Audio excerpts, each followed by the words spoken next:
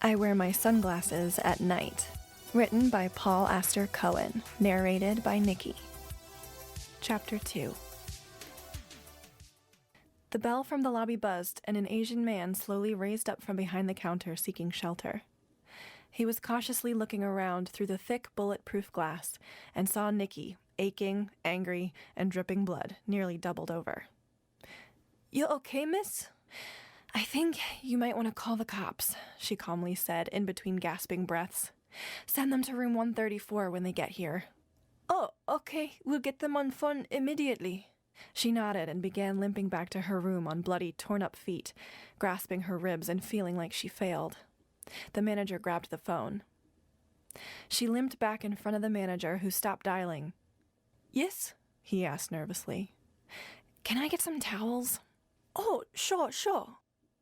She tapped a bloody hand on the window to show thanks, realized she left a bloody handprint, and attempted to rub it off, smearing it all over and making it worse instead. Nicky shrugged. "Sorry, man." She stopped a few feet away, looked at the driveway, then walked over to the mass of meaty bits that was once Billy, and grunted in pain as she slowly squatted down to get a closer look. She looked up and saw Billy's duster, still mostly intact, stuck to the side of the molded concrete entrance. She winced, stood up, walked over, and grabbed it. She flapped it wildly, getting out the chunks of meat, and draped it over her arm.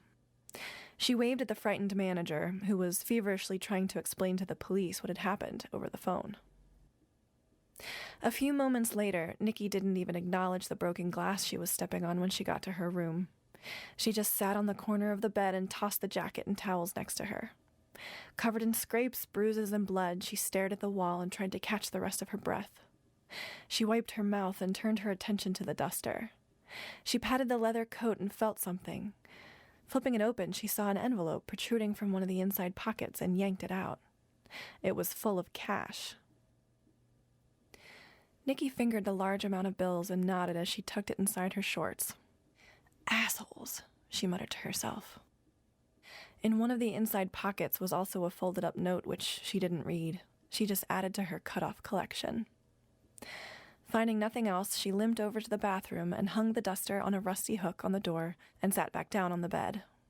She looked around at the destruction and debris, rubbed her nose with the back of her hand, then tucked her hair behind her ear. Well, that was interesting. She patted the tops of her thighs and waited.